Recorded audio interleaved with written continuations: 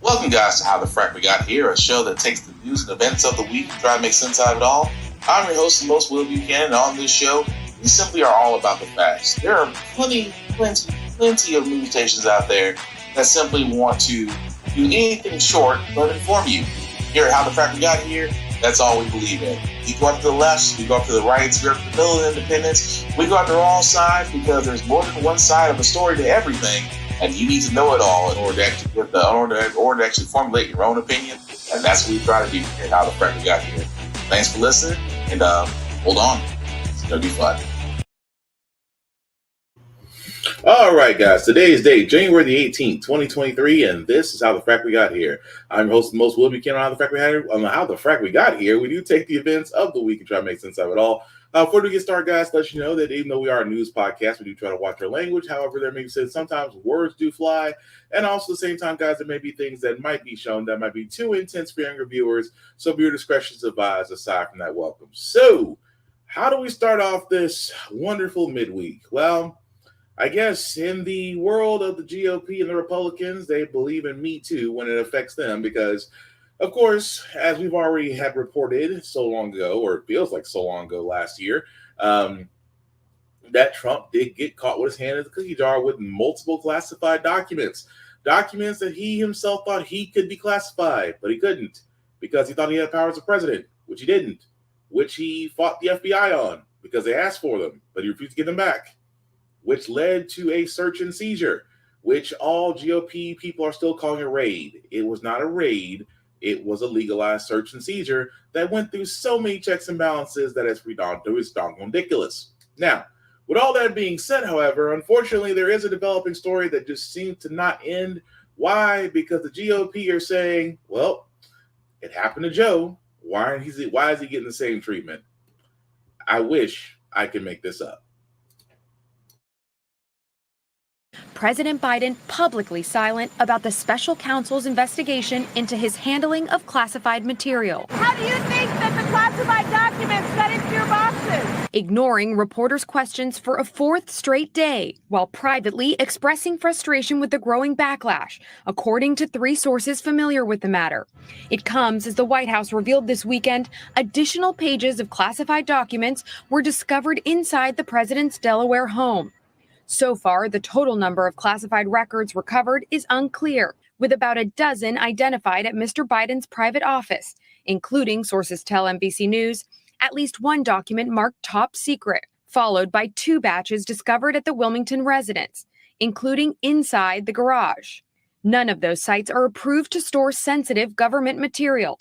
The White House now facing intensifying criticism about a lack of transparency. The first classified documents were discovered by Biden attorneys a week before the midterms, but the public was not told until just last week, only following media reports. The truth is that they suppressed the information before the election so that it would not have impact during the election. The stench of hypocrisy coming from this administration is making the American people sick. The president's personal attorney insisting they cannot release certain details, quote, relevant to the investigation while it is ongoing. The White House has pledged to cooperate with the special counsel, noting differences in volume and response to the classified records found at former President Trump's Mar-a-Lago estate. But some Democrats saying national security may have been jeopardized by where Mr. Biden was storing classified documents. I don't think we can exclude the possibility without knowing more of the facts.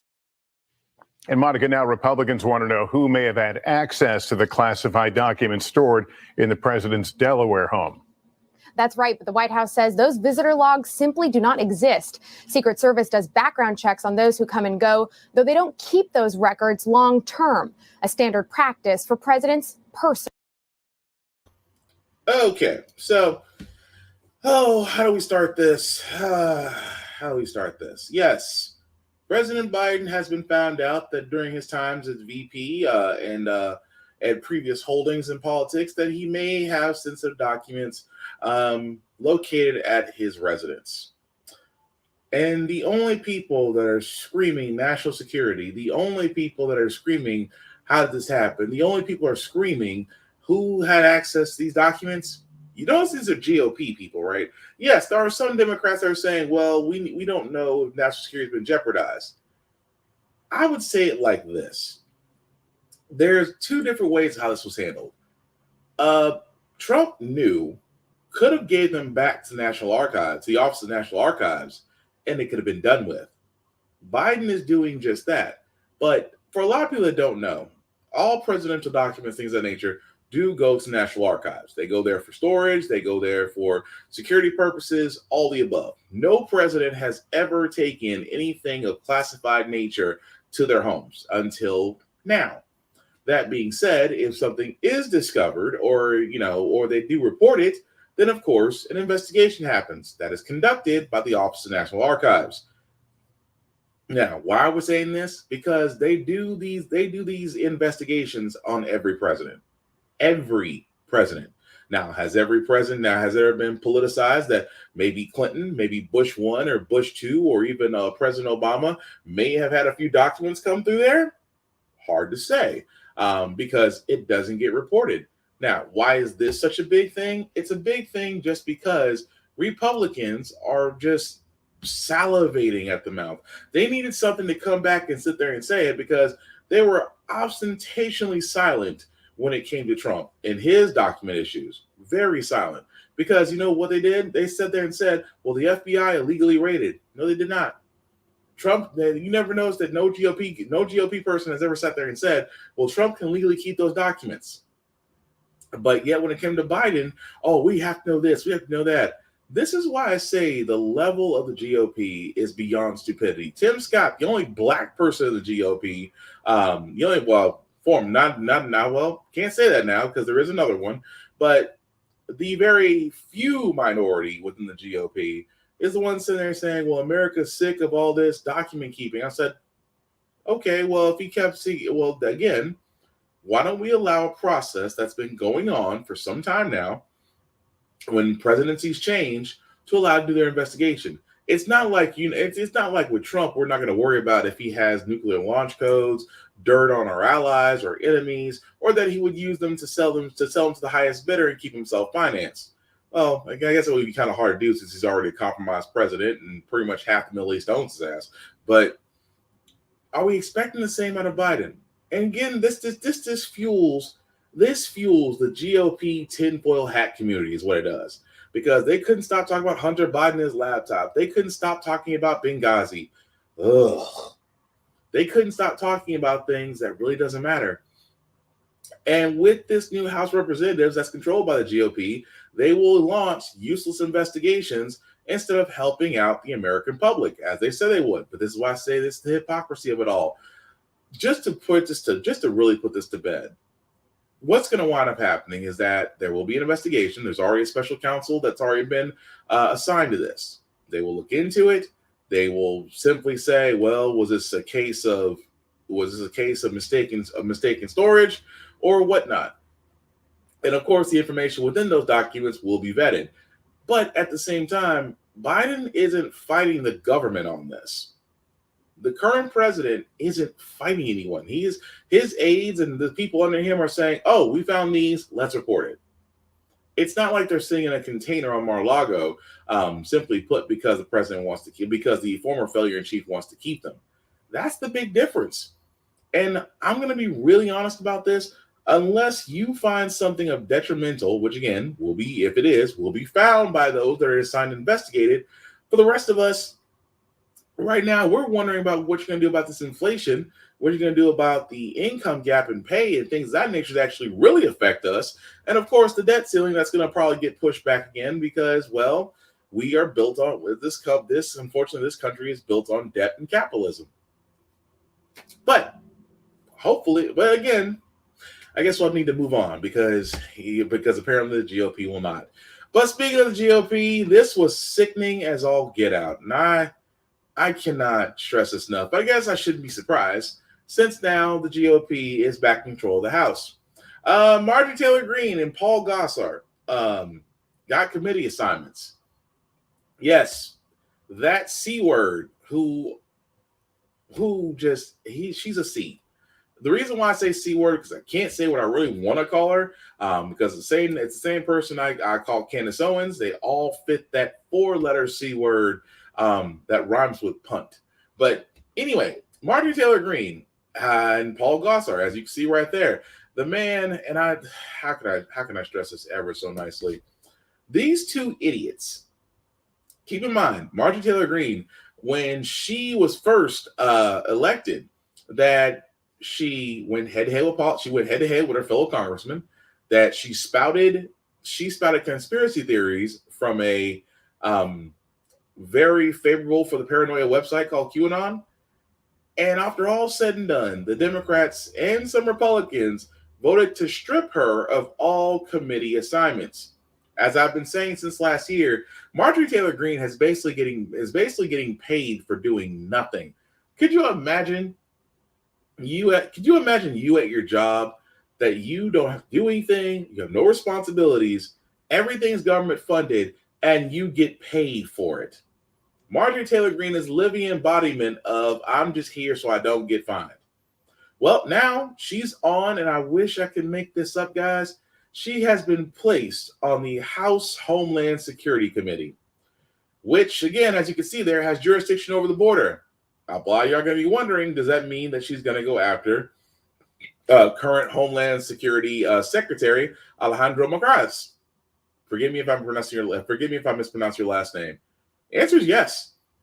Marjorie Taylor Greene is one of those folks that is just going to take power for herself, and at the same time will not be up against going after Biden-appointed officials within his administration. Keep in mind, we talked about the immigration issue that's still going on, that Title 42 is still enacted, that instead of actually sending judges, lawyers, immigration assistants to really fix the immigration system in America, we're too busy building walls and sending armed guards. And yet we're supposed to be a land of immigrants, although some of us here may or may not come willingly. Just saying, considering that Black History Month is around the corner, just keep that in mind. But again, it's the fact that you can see that the GOP is doing nothing more than to disrupt. They are not really helping to help, because I'm still waiting on a bill to come through that says they're helping the American people. Oh, and if you're wondering about Paul Gosar, he is back on the House Committee of Natural Resources, which, again, that was his previous position. I'm still surprised these two not only got elected, but at the same time were able to get committee assignments. And I'm sorry, it makes me uber nervous and a little scared, because when you have idiots run the asylum, what do you freaking expect? But moving on, guys, another thing that, didn't make any sense, and how can I, oh boy. Okay. So, of course, Martin Luther King holiday just passed to honor one of the iconic civil rights leaders of the civil rights movement, a man whose I Have a Dream speech is immortalized, a man whose every rice cake warrior loves to quote on MLK Day, knowing full well they are the racists we know them to be. Well, a sculpture was unveiled to honor MLK, and I'm going to be honest, I am surprised, number one, who sculptured it, and number two, who approved this mess. A monument meant to honor the Reverend Dr. Martin Luther King Jr. and his wife, Coretta Scott King's legacy, facing some backlash. The Embrace, it's called the Embrace, the statue, was unveiled Friday at Boston Common, where King gave a speech back in 1965. It was inspired by a photograph of the couple hugging after Dr. King won the Nobel Peace Prize back in 1964. So look at the hands in the picture and then look at that. The art piece, designed by conceptual artist Hank Willis Thomas, only features the couple's arms during the embrace and not their heads, which has sparked a mixed reaction. It's not the missing heads that's the atrocity, although people glam onto that. It's a stump that looks like a penis. That's a joke. Look at this. Look, YouTubers, I'm sorry, but that looks like a giant penis right there. I'm sorry, it does. So you're happy with it? Oh, over the joke. There are no plans to modify or change it? No. Would you do that if asked? I mean, by who? I mean, because this is a piece that was selected by the people of Boston, and this is not Hank just came and put something. Thousands of people worked on this. Thousands of people actually put it together, and no one saw this, I would say, perverse perspective. And I mean, to bring that to the King's legacy and to dictate the making of art and the celebration of them was really strange for me.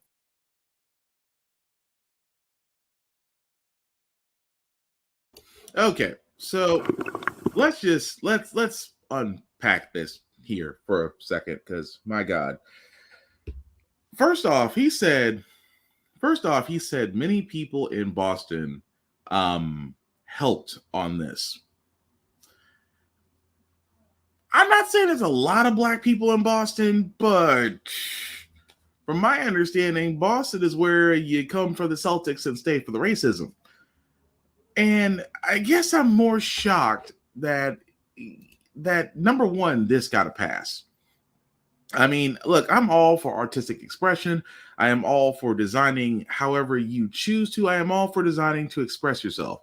But this ain't it. This is not it. Not in the least. Because again, the picture of the embrace, the arm first and foremost, I mean, from any angle doesn't look right. Number two, women better with heads. But number three, I like the number three option. Scrap that, start all over again. I'm like, why is, maybe it's just me. Maybe it's just me. But why is it when it comes to people of color, specifically when it comes to our civil rights leaders and icon heroes that we revere as icons, why do we get the most messed up sculptures in human history? I mean, generals in the South. I'm in Tennessee. Generals in the South get the full-blown horse, 2 feet raised in the air, sword in hand, looking proud of their Southern racism and hatred. But at least they get a full statue. We get arms, the embrace. This is supposed to symbolize Martin Luther King and his wife Coretta Scott King. What the frack? It doesn't. And I can see why a lot of people are just like, this isn't it. And I said it before on my social media that people of melanin were not contacted about this, because come on now. When you know you're about to put something out there and you want feedback, you think somebody would go there and be like, bruh, this is not going to get accepted well. And I get it. As an artist, you want to defend your work. You want to stand up for your work. I get all that. But if your work is to represent something of great importance, it should be great. It shouldn't be experimental. It shouldn't look like a piece of caca. Because the first time I looked at this, I'm like, this looks like pieces of caca put together in a symmetric area. It looks like a bowel movement gone wrong. And if you look at the internet, because the internet's undefeated, they found other ways to use the embrace. But honestly, that isn't it. Nowhere in the shape or form of it is. It is honestly caca. And for it to be bronzed, I'm just saying that Martin Luther King statue in Atlanta, Georgia has a lot more poison than this. But again, this is why I always sit there and say, if you're going to do something, consult with your people first. That way you're not out here looking like a plum fool and making us look bad. But speaking of things looking bad, guys, unfortunately we have 2 stories. Both of them are involving gun control. Reason being because in this particular one, a toddler was able to get a hold of a handgun and leave their residence, knocking on the door. Now, I'm gonna tell you something. I don't know what's more creepy these days. A toddler armed with a gun knocking on your door, or the fact that he was able to find one and just as easily walk out the front door. And I wish I could make this up.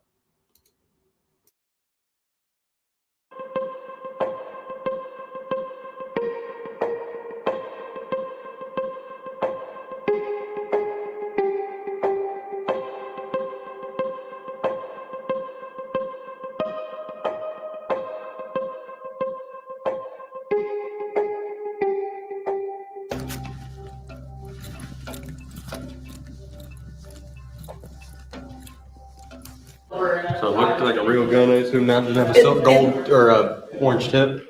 No. It's chrome, black, looked like a large 45. Hello, Beachboro Police.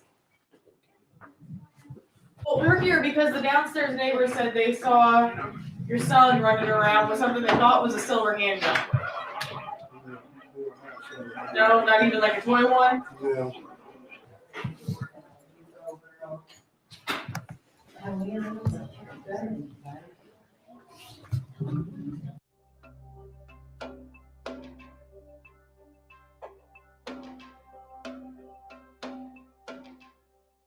All right, we have video of your kid holding a gun, so do you have a gun?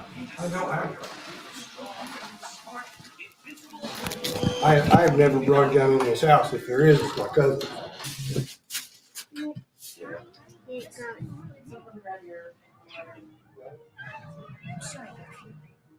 Sorry.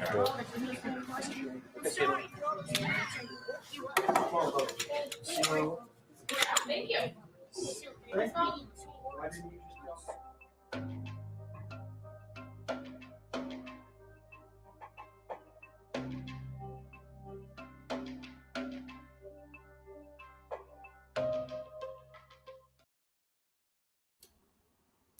Okay, so that part is crazy. Number one, the reason why it's crazy is because, first off, how do you not know in your own home?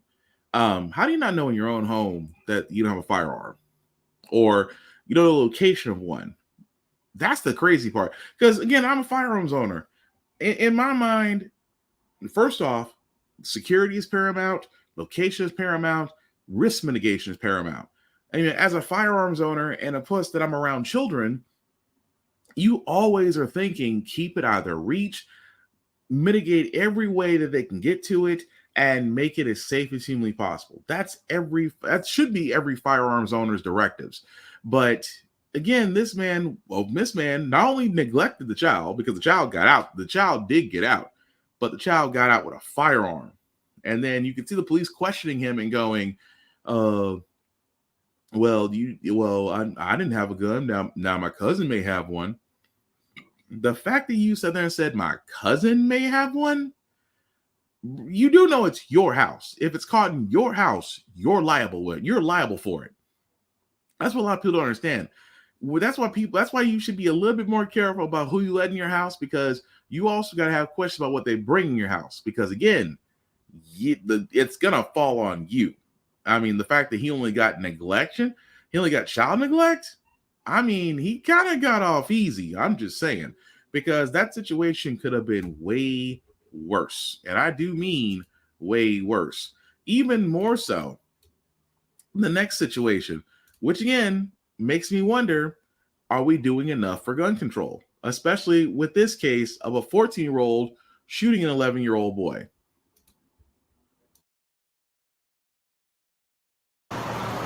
Neighbors say a boy as young as 11 years old was shot and killed at this apartment complex on the 3300 block of Southern Oaks Boulevard in southern Dallas. It appears to be just a beef between two female juveniles that led to a deadly outcome. Around 2 o'clock Sunday afternoon, Dallas police say a fight broke out between two teenage girls. One of the female juveniles retrieved a handgun and fired toward the direction of the other female that she was fighting with. However, the shot missed that juvenile and struck a male juvenile bystander. The boy was rushed to an area hospital and later died. Police say the teenage girl ran to a nearby apartment complex and was later taken into custody. This news hit hard for Cassie Sheffield, who lives around the corner. I find it very sad and disheartening of all the violence, the senseless violence, especially with the young people. Cassie is with the organization No More Violence. It shook me, young people is getting younger and younger, the victims and the perpetrators. The big question remains: how are these young people getting a hold of so many weapons? Cassie is begging the public to please help one another. I pray for more help in the community, from the community. All this don't tell, I don't want to get involved. It needs to stop. Needs to stop because the family of the young boy killed is left heartbroken. My heart and my thoughts and prayers go out to the family. In southern Dallas.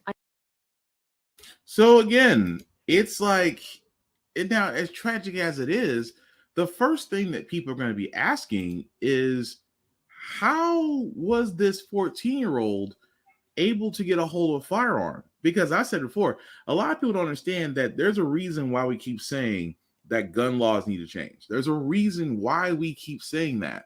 Because number one, there's not enough punishment for those when a gun is involved. Number two, the laws and registrations and background checks can deter a lot of things.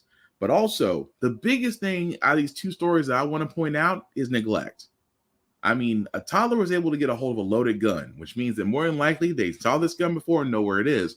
A 14-year-old goes to an apartment and comes out with a gun. Tells me that she knows there's a gun in that apartment and knows how to get to it. I'm sorry, assuming it's a she.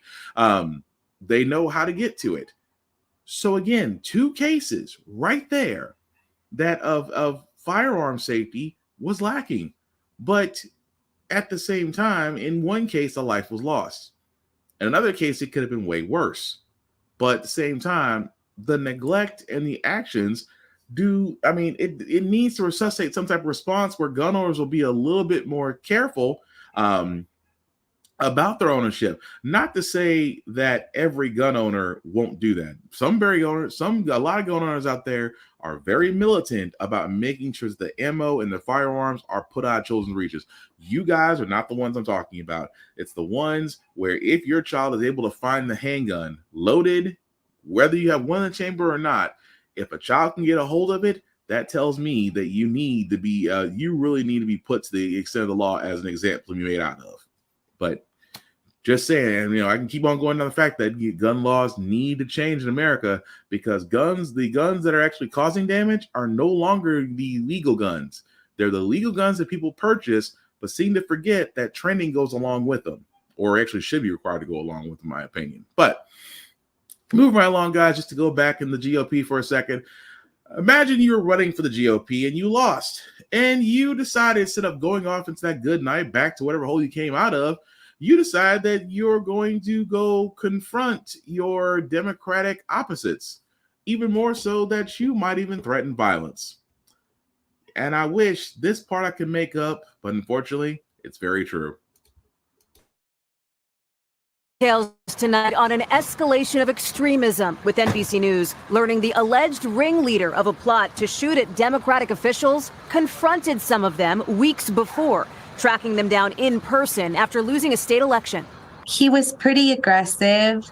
Then in December, County Commissioner Adrian Barboa came home to this. 4 shots through the front door, 2 shots through my partner's vehicle. So yeah, it was shocking and scary. And you said you were with your granddaughter just hours before? That was the most terrifying, as I kept thinking, this is through our front door, and you could see the direct path where it went out my back door. And I had literally been there playing with my granddaughter just 2 hours before. At another official's home, one bullet landed in her daughter's bedroom wall, so close to the sleeping 10-year-old that sheetrock dust was blown onto the girl's face, according to newly released arrest documents. The suspect, Solomon Pena, set to be charged with orchestrating a string of attacks. Accused of paying 4 men to shoot the homes of 4 state and local Democratic officials over the past month in what authorities described as an orchestrated plot. An attack on an elected official is an attack on democracy. Whether or not it's a Republican or a Democrat, it does not matter. No one was hurt, but Pena, a Republican, is a Donald Trump supporter and, like the former president, an election denier. Even though no fraud was found in New Mexico, officials say, Pena was apparently adamant he should have won a race he lost in a landslide, 74 to 26%. His campaign has not responded to a request for comment. The attacks coming at a time of growing concern over politically motivated violence, experts pointing to an uptick over the past 5 years, and threats to members of Congress spiking tenfold since 2016. We're seeing threats, intimidation, and actual violence skyrocketing on the right. Dangerous divisions and a community on edge. And Hallie, the suspect expected in court tomorrow.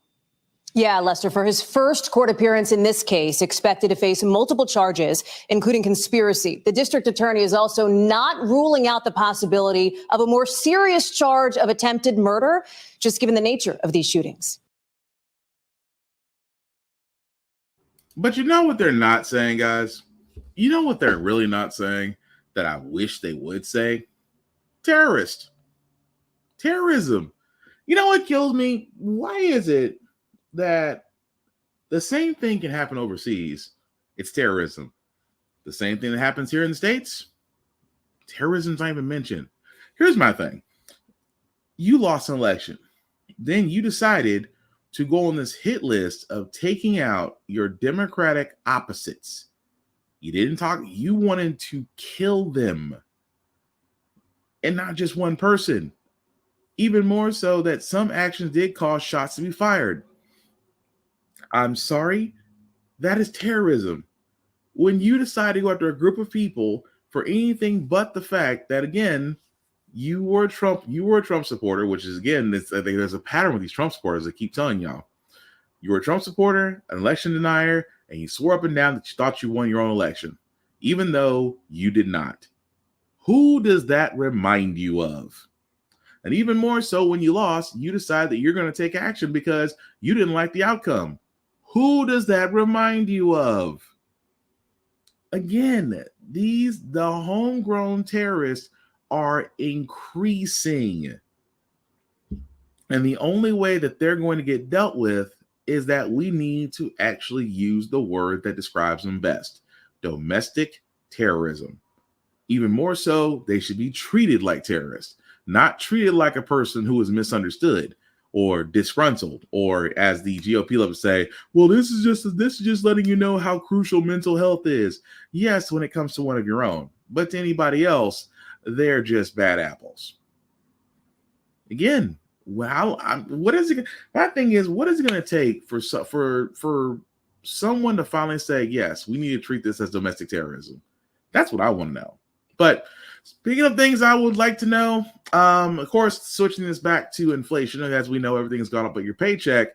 But recently at grocery stores, a lot of people and those on social media are joking about eggs for a specifically good reason. The price of eggs has doubled, if not tripled. This morning, with grocery prices, especially eggs, putting a bigger dent in Americans' wallets, analysts have high hopes for the new government report on inflation due out today. It's expected to show consumer prices last month rose 6.5% compared to a year ago.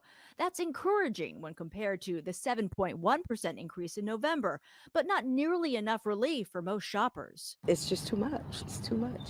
I don't want to buy any. I can't afford it. Overall, food prices rose about 12% in the last year, but eggs have been a whole different story, with prices more than doubling, even tripling in some areas.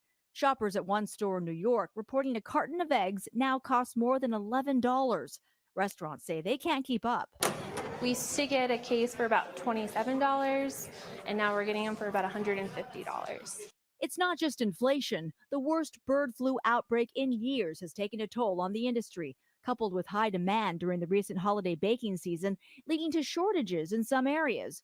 The Agriculture Department says bird flu has reduced the egg-laying hen population by more than 40 million. If the egg price still so high, we will have to increase the price again. Last week, I did a lot of custards and stuff like that, so I didn't do any muffins because you have to find that toss-up between what are we going to be able to offer. The good news is some experts believe egg prices may have peaked, but they're expected to remain high through spring.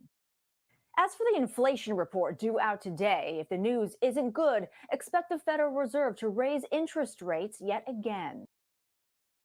So, again, egg prices, boy, look, I'm going to be honest about this. It's hard to sit there and explain that a carton of eggs that usually goes for $2 is now $7 or $11, because that affects everything. I mean, Eggs is like, for people that love breakfast, your favorite restaurant spot or even Waffle House will now be increasing prices more than likely, because you know why? They have to pass on that to the consumer, because they always do that. Whenever prices go, whenever things are increasing, they want to keep their profits, but in order to do so, they make the customer pay more. And for a lot of people are like, well, I'm not gonna buy eggs. Eggs is too freaking high. Or if you're like some people, I'll just have chickens on my place and get my eggs the old-fashioned way. Which again, nothing wrong with that, self-sustaining and all that. But these companies are making record profits. This goes back, you know what this does? This goes back to the oil scare when Russia, being the number 3 producer of oil in the world, was thinking about cutting off its supply to its European counterparts. Keep in mind, oil prices shot through the roof. Before OPEC, before President Biden started releasing from the Strategic Petroleum Reserve, again, oil prices were high. But you know who was making record profits? Oil companies. Exxon, BP, Chevron, all of those guys. Record profits across the board. Not one, and it was brought up one time about a windfall profits tax. Because you guys are making money hand over fist right now, money that you will never be taxed on. But why not? I mean, here's the thing. The American people are getting so beat up and strained and drained and keep on getting their, things cut from them. Yet the only people that are winning in this day and age are corporations. Corporations and investors are winning. But yet a windfall profits tax, they as GOP would love to put it, this would kill job creation. Yet the whole trickle-down Reaganomics thing is really bullshit. But I keep saying this the entire time. Now you have companies out there like Tyson and all those other places that have certain farms where they have hen-laying eggs, again, making record profits. But at the same time, they're not paying the taxes on it. And I don't think that's questions being asked enough in Congress regarding that. I really do not think it is. But moving right along, this other thing I keep on saying, guys, you don't think that the American dream right now is hard to get now that we finally, most recently, had a bank admit to redlining, which is a practice that literally keeps minorities from owning homes by raising prices in areas that make them too deemed unfavorable to get bank financing. A bank has just admitted this, and you'll be surprised about what the penalty was. Record settlement over alleged discriminatory practices in housing. City National Bank has agreed to a record settlement after the Justice Department accused it of refusing to issue mortgages in predominantly Black and Latino communities. Faith Abube is in Los Angeles with more. Good morning, Faith. Good morning to you, Michael. This is a historic settlement for several reasons. The U.S. Justice Department forcing Los Angeles-based City National Bank to pay an unprecedented $31 million, accusing the bank of systematically avoiding giving loans to people in predominantly Black and Latino LA County neighborhoods between 2017 and at least 2020. The DOJ saying the bank even went as far as discouraging them from getting the loans in the first place, alleging that it was all part of an illegal and racist practice called redlining. Now, as part of that settlement, City National, which some people call the Bank of the Stars, has agreed to put almost all of that $31 million towards funding loan subsidies. It'll also open at least one new branch in those communities with at least 4 mortgage loan officers. Of course, this is all subject to court approval. While City National Bank officials are denying any wrongdoing, saying in a statement to ABC News that we disagree with the allegations, but nonetheless support the DOJ in its efforts to ensure equal access to credit for all consumers, regardless of their race. And Michael, this is a big deal, the largest redlining settlement in DOJ history. Officials hope it sends a strong message to other lenders. Michael? Yeah, it is a big deal indeed. Their faith in the Department of Housing and Urban Development, they're making changes to level the home buying field as well. They are, Michael. We've reported on allegations of racism in the home appraisal process, where the same home is appraised thousands of dollars more for a white family than a Black family. HUD is now announcing a new process that allows people seeking government financing to request a review of their appraisal using specific steps if they suspect a racial bias. So HUD is now saying that this new change will actually make the process fair. Okay, so Again, this bank has just been found out. City National Bank in Los Angeles paid $31 million in a settlement because they were caught redlining. It is 2023. Redlining was a process that was done way back in the 1940s. Started off in the 1940s and still being used to this day. And we just saw a bank just admit to this. And again, $31 million. It kind of doesn't feel right, doesn't it? That this bank is still allowed to operate. I put them in the same vein as Wells Fargo. Wells Fargo has committed a massive identity theft multiple times and only paid fines. CEO or no one else actually saw any jail time. Bank is still allowed to run as if everything is fine. And yet nobody sees a problem with this. See, this is the problem I have with this. That with City National Bank, my thing is, if these banks are receiving funding from the government to provide HUD housing and things of that nature to actually bring minorities in, and they're not doing that, their funding should be pulled. I believe that banks like that fall in the FDIC should have their status revoked. I believe that for a bank to truly learn its lesson, it must be given the same death penalty as giving it a college football team. Because here's the one thing: banks get in trouble all the time. They pay fines. Corporations get in trouble. Stock market with the SEC, pay fines. Very rarely do we ever see jail time or anything of an extreme nature to those in the financial sector. Why? Because money can dang near buy you out anything. And do not get me wrong, I keep saying this, that yes, the appraisal issue, because we did cover that story of where one couple used their Caucasian friend for the same house, and it got closer to 110. I think it was 110,000 more than what the black couple got when it was appraised. So again, it is shocking enough that we are seen as anything more than cash cows, which you would think only in the consumer sense, but not in the homeowner sense, because let's be honest, there are those in the financial sector that would rather have minorities being renters than homeowners. Because again, renters is always going to be that residual cash flow, while homeowners, you only have them on the hook for maybe 10 to 15 years. And the last thing that they want for some people, and some I won't say for all people in the financial sector, but for those that do, would rather prefer seeing minorities being constantly paying out for rent and keeping the lights on for themselves, versus banks like City National, like Wells Fargo, like TD Bank, which is another bank that got caught doing this. The penalties need to be more severe. They do. There's just no ifs, ands, or buts around it. But until that day comes, unfortunately, we're stuck with it. The last two stories I got, guys, before we get to our feel-good segment, again, is another thing that I just don't know how I feel about this one. This is about the Trump Organization, and that they finally did get sentenced. Aside from the CFO seeing jail time, well, just like I talked about, those in the financial sector don't really see jail time. They see fines. Where the Trump Organization has just been sentenced following its conviction of tax fraud. The Trump Organization has just been ordered to pay a $1.6 million fine. The company says it will appeal. Earlier this week, the only individual charged in this scheme, the company's chief financial officer, Alan Weisselberg, was sentenced to 5 months in jail. Joining us now is NBC's investigative correspondent, Tom Winter. Tom, good morning. What's the latest?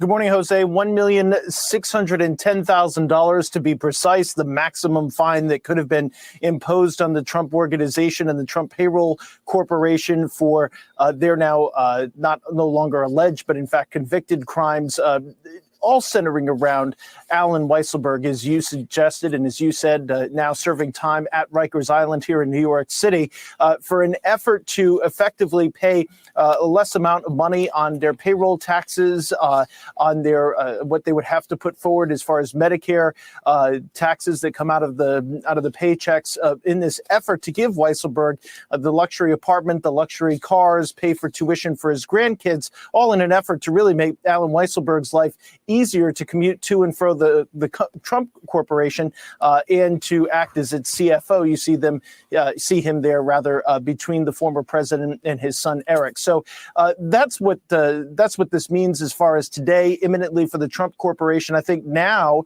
you have to look at this in the totality of what the former president and his company faces, and that, at least in the immediate term, is nothing in New York State from a criminal perspective. There's no longer any cases outstanding against him. Of course, there's the very broad civil case brought by New York's Attorney General, which alleges a whole host of fraud and financial type crimes, but only on the civil side. So it's not really something that will impact the company or the former president or his children from a criminal perspective. Now, the Manhattan District Attorney's Office says that this investigation remains ongoing. Of course, they have the former president's taxes. They were the first agency or law enforcement group to have them, going to the Supreme Court twice and winning their arguments there after Trump's attorneys tried to thwart their subpoena for those documents. So where this case goes is still a bit of a question, Jose. Michael Cohen suggested on our colleague Nicole Wallace's show earlier this week that he expects a call from the Manhattan District Attorney's Office. That felt like a little bit more than a hunch. So we'll just have to see where this case goes from here and see whether they want to talk to him, whether they want to talk to him about those Stormy Daniels payments. That could be interesting, though no legal analyst has been able to provide me with a state charge that could be potentially bought over that course of conduct. Okay, so long story short, it didn't. I get it. Okay. First and foremost, I get it. I get it. You can only go so far, but on charges of fraud, I mean, a lot of people are sitting there saying, but nope, the only person that goes to jail is CFO. The organization themselves are only paying $1.6 million, the max they can pay in fines. Unfortunately, that is the law. I think that, the more I think about it, it's like, you could just dissolve the Trump organization. You could, the maximum fine is the maximum fine is the maximum fine. But this goes back into what I said, that in the financial world, there doesn't seem to be any real life deterrence to keep people from doing it again. Now, of course, this comes from Trump organization, falsifying payroll, falsifying, and then again, I got to keep this separate. In the Trump organization, it was about payroll issues, payrolls, Medicare, what they were paying to the government. That's what they got caught on. Keep in mind, the investigation with Trump about, blowing up his appraisal rates on his properties, things of that nature, that still falls under him. So for a lot of people that are wondering, well, what about this, and this? I said they're keeping that a separate case. Keeping also the CFO did turn state's evidence. So as the analyst did say, the case still ongoing. I believe that Trump and them, if this is, whether it be this case or the other multiple lawsuits that Trump's going on right now, it is almost bound that one of them is going to take him down. It just seems that way. But we will have to sit there and see what happens. But yeah, it does sting a little bit that after all said and done, another financial group has to do nothing but pay a fine, and that's it. But our last story, we get to our feel-good segment, guys. George Santos. How can I put this ever so nicely? It's just like when Elon Musk went on Twitter and said, hey, do you guys think I'm doing a good job? Yes or no? And if it's bad, I'll leave. Yeah. Santos, a man who lied on his resume to be a politician and got elected, he tried the same route. Didn't work as well as he thought it did. Congressman George Santos today basically saying he doesn't care what some of his fellow Republicans want. He's not going to go anywhere anytime soon. Listen. I came here to serve the people, not politicians and party leaders, and I'm going to do just that. I wish well all of their opinions, but I was elected by 142,000 people. Until those same 142,000 people tell me they don't want me, we'll find out in 2 years. Keep in mind, those 142,000 people voted for him before that New York Times investigation broke that found he lied on his resume while running for office about where he worked, where he went to school, etc. And while more of his colleagues on Capitol Hill are now, this week, today, calling for his resignation. Speaker Kevin McCarthy, who, remember, is only leading a Republican conference that has a razor-thin majority in the House, is not ready to jump on the step-down train just yet, let's call it. The voters of his district have elected him. He is seated. He is part of the Republican conference. There are concerns with it, so he will go before ethics. If anything is found to be wrong, he will be held accountable exactly as anybody else in this body would be. Joining me now is Ali Vitale. And Ali, Kevin McCarthy says Santos is going to go through the ethics committee process. So, okay, what does that even mean? What does that look like? Yeah, Hallie, we're probably not going to hear too much about that until they come up with a recommendation. And the reason I say that is because these kinds of things are notoriously done behind closed doors. The ethics committee is evenly divided between Republicans and Democrats. And look, they could recommend a fine after they look into things. They could even recommend that he be expelled from Congress, but they don't have the power to do that. That would require a 2/3 majority vote on the floor of the House. It doesn't seem like there's much of an appetite right now for this. The thing that I keep hearing from Republicans that I talk to is Democrats didn't object to Santos being seated, and so he's here now. Even if people are saying that they think he should resign, which several of his Republican colleagues and most of the New York delegation is, it's not changing, clearly, his mindset around this. Tell me about the way that this plays out, though, because one thing that I've heard from Democrats I spoke with, as you know, one member of leadership today who said, hey, man, this is basically a Republicans' mess. They got to clean it up. Republicans have a really tight margin, as we said, right? Like, there is a political incentive for them, for Santos to stay in the conference. This question has come up about, well, if he can't be trusted to, like, tell the truth about his resume, like, maybe you can't trust him with key intel, national security secrets, et cetera. It's the balancing act that Republicans are walking here. When you were talking to Congressman Jim Clyburn earlier, I was struck by this, and then earlier in the day when Hakeem Jeffries said it, the idea that this is Republicans' mess, they should clean it up. Of course, Democrats would like them to do that, not just because this is clearly someone within the Republican ranks who lied about his resume and has a whole slew of other ethical and frankly legal concerns that are mounting around his campaign finances, where the money came from, how it was dealt with, what was reported or wasn't. All of these are open questions that other entities much larger and with bigger teeth than Congress are looking into right now.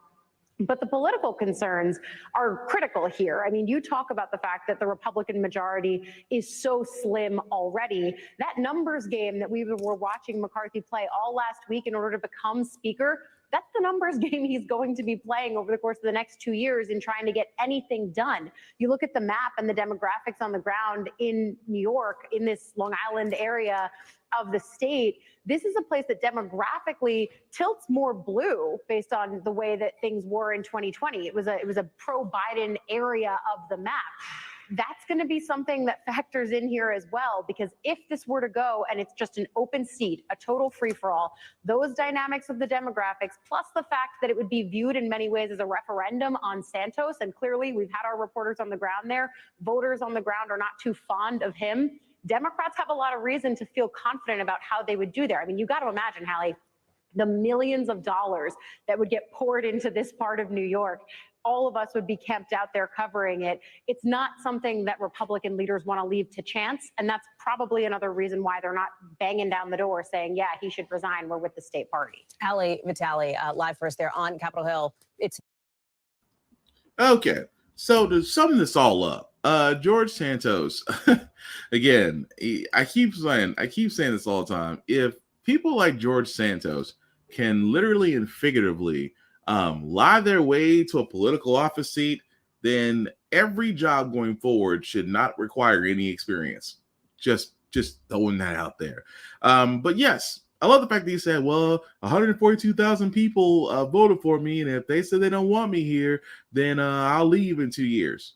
Very smart of him to say that, because number one, at this point, since he has been sworn in, unless he has been convicted of murder or something in that situation that removes him from office, that's the only way he can come out soon. Or if a motion is brought to the House to where 2/3 of his own party will have to basically be in favor of this, even though all the Democrats can sit there and say, yes, we want him out. If 2/3 of his own majority party doesn't do it, then of course nothing happens. And my personal favorite, well, what about Kevin McCarthy? Kevin McCarthy needs every vote he can get.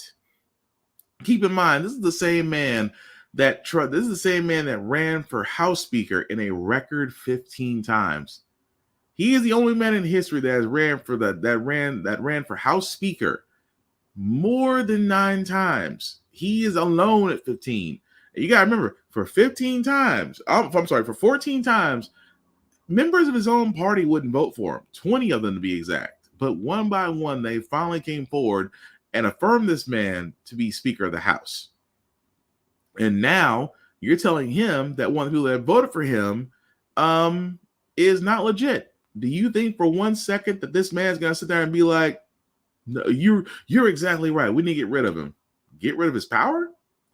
I mean, let's just be honest. Yes, if Santos was lost, does that mean that, the GOP lose majority? Absolutely not. The GOP is still in firm majority of the House, but it weakens them ever so slightly because, again, the GOP have a razor-thin majority in the House.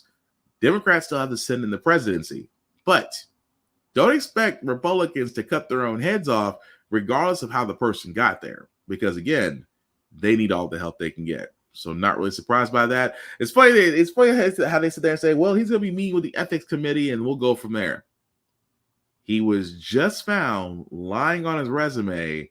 He's about to face the ethics committee and do what? Say he didn't do it? He misspoke? That, I put down the college I wanted to go to, not where I actually went to? What could he possibly say that will not get him fined or, some sort of punishment from the ethics committee, which, by the way, full of GOPs. It's like going to a firing squad and all they have is Nerf guns. Just saying.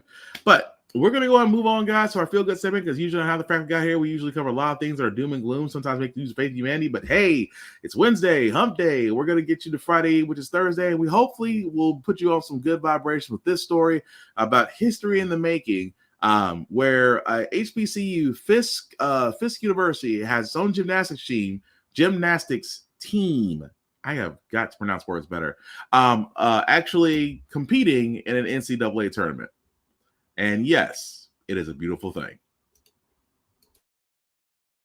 In Las Vegas this past weekend, when gymnasts from Fisk University chalked up to become part of the first historically black college university team to compete in an NCAA women's gymnastics event. It was a mere 14 months ago when Fisk University committed to building a collegiate gymnastics program right from the ground up. And in a sport where the number of black gymnasts are increasing in large part due to Olympic giants like Gabby Douglas and Simone Biles, this groundbreaking team is really something special. And so I want to bring in Fisk University gymnastics team member Jordan Cromartie and Fisk University gymnastics head coach, athletic director, Corrine Tarver. Thanks both for being here. Congratulations. What a day. I'm really glad we're doing this story. Jordan, I understand you had a big hand in making this happen. How did it go? How did that go down? A conversation with your aunt and uncle? Is that what I understand? Yes, sir. Thanksgiving last year, my uncle kind of sat me down at the table and was basically just like, so where are you going to school? And he is a Fisk alum, so he was kind of just like, you should come to Fisk, you should come to Fisk. And I was just like, I've spent my whole life trying to make it on a collegiate gymnastics team, so I wouldn't come to Fisk unless they had a program or something for me to do. But I was looking at so many other schools, and during that conversation, he was just like, okay, like, watch me make it happen. And a couple months later, it ended up happening. Yeah. It's great. It is. It's fantastic and a real landmark. Corrine, I wanted to ask you, if I may. You have a background, obviously one of the first gymnasts, black gymnasts, to compete and succeed at this level. And I must say, Fisk, a great old American institution of higher learning.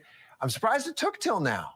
So, what does it mean to be coaching this team at this moment? It's actually pretty exciting, but it's also a long time coming. And as you said, it's something that I think a lot of people, it's one of those, really, there's not a team at an HBCU? Oh, and just people kind of thought that it was already there. So it is a long time coming, something that should have happened a long time ago. However, it's here now, so that's what's most important. And Jordan, Yeah, how's it feel being part of this team? Or what are your events and this debut meet in Las Vegas? And what do you think makes the team so important? How you guys doing on this? I feel like being part of the team, it's still really surreal. I feel like I still don't know how much of an impact like we're making on the world. I kind of just still feel like I'm part of like a collegiate team, which is crazy, but it's going to be really fun in the future to see like what happens. My events are for this year, I'm pretty much focusing on floor and beam. I had surgery last April, so I'm not 100% cleared yet to do all four. For sure. Well, Corinne, what's the goal here? You know, I mean, this is a groundbreaking event, as you said, a long time coming. What's your goal for your team? Well, honestly, I want the team to go out there every single competition, do the best that they're capable of doing, do their job, and walk away feeling like they put everything out there. They left everything on the mat, as they say. And as far as overall, I'm hoping that we are a blueprint for other HBCUs to add a gymnastics program. All right. Well, it's a great day for gymnastics, for Fisk, for the country, and good luck to you guys, to your team. By the way, what Fisk University? What's your mascot? What's the team name? We're the Bulldogs. All right. Well, go Bulldogs, right? Thanks very much, Jordan Cromartie. Good luck to you, Corinne Tar.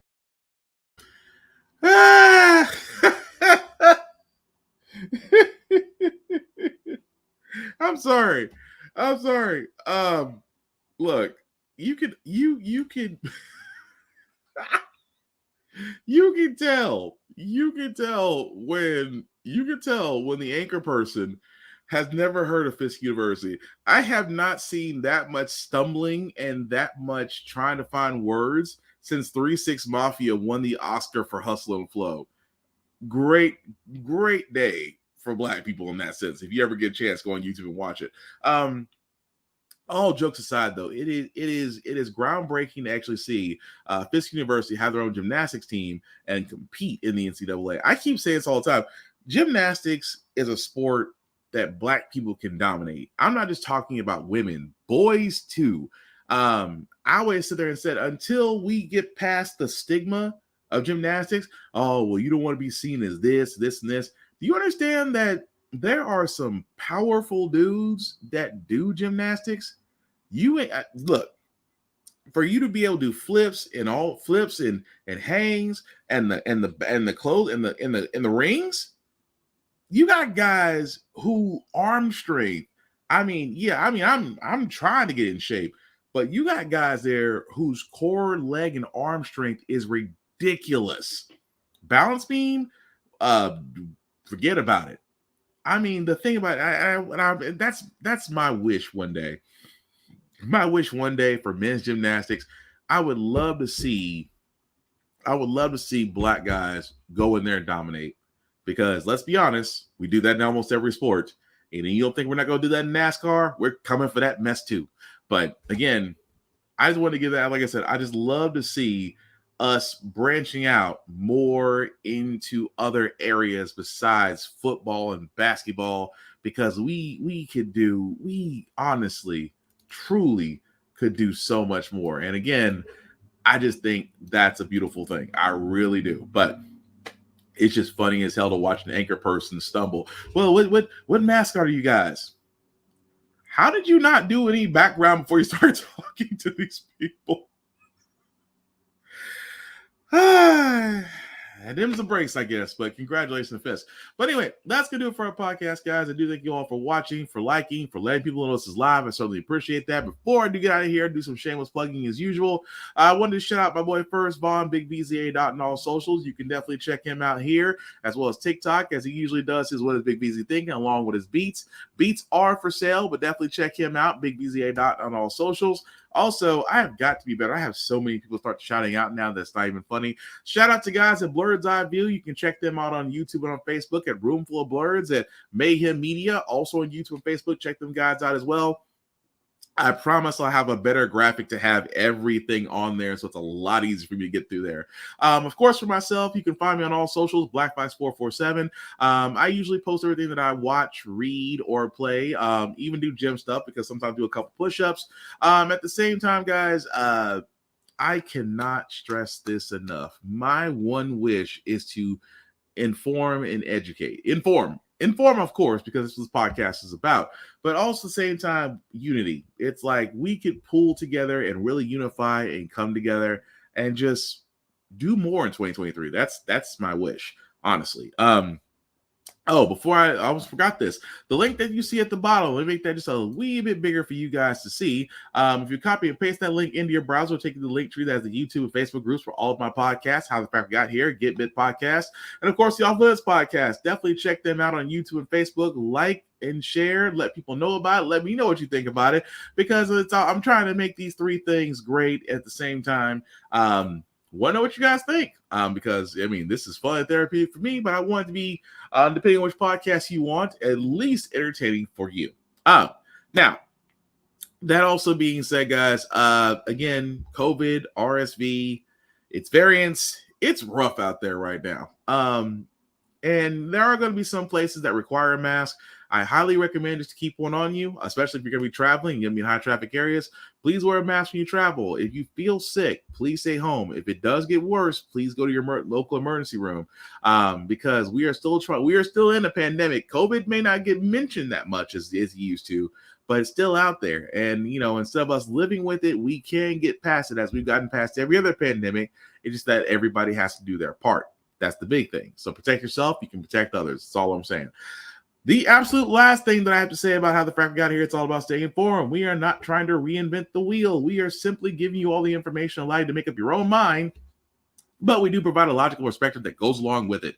We do a lot better as society once we're informed. We're progressive. We move forward. We try to right the wrongs of our past by making decisions now that would have affected us back then, but we are for the better for it now. Like electing our first Black woman to the Supreme Court, electing our first Black woman to the Federal Board of Governors, electing our first Black 4-star military general in the armed services. All great things. We don't learn from history. We are doomed to repeat it. That's why we keep asking ourselves, why does everything go up on our paycheck? Why are we electing different politicians, but still the same old game in Congress? And most importantly, how the Frack got here. Thank you all for watching, guys, and take care of yourselves and each other, and we will all get through this. Peace.